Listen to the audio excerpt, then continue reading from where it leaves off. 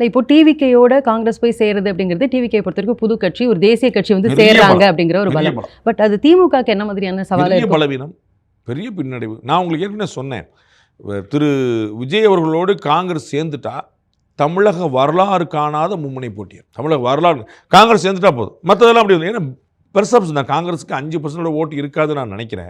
ஆனால் ப்ரூஃப் பண்ண முடியாது. ஏன்னா தனியாக அவங்க போட்டிடுவாங்க. அவங்க போட்டிட்டது வந்து 2014 தான், 12 வருஷம் ஆகிப்போச்சு. 2014 அவர்கள் பெற்றது 5%, தனியாக போட்டிட்டு மக்களவைத் தேர்தலில் போட்டாங்க, 5% வாங்கினாங்க. ஸோ இப்போ வந்து அவ்வளவு இருக்காது, இன்னும் கம்மியாக தான் போயிருக்குன்னு நினைக்கிறேன். பட் நம்ம சொல்ல முடியாது, தனியாக போட்டிடலைங்கனால.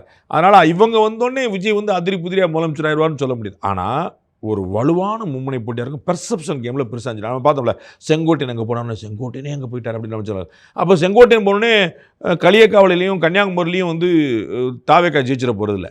ஆனால் செங்கோட்டையன் போனாருங்கிற பெர்செப்ஷன் பில்டிங்கில் தாவேக்கா முன்னேறி அதில் கணக்கில் காங்கிரஸ் வந்துச்சுன்னா பார்த்தீங்களா அப்படின்னு இருக்கும். நான் ஏற்கனவே பலமுறை சொன்னேன், திமுக கூட்டணி உடையாமல் யாருக்கும் வெற்றி இல்லை.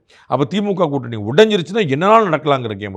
அப்போ தமிழகம் காணாத ஒரு மும்முனை போட்டி நடக்கும். அது வந்து தாவேக்கா, அதிமுக, திமுகன்னு யாருக்குனாலும் சாதகமாக இருக்கலாம்.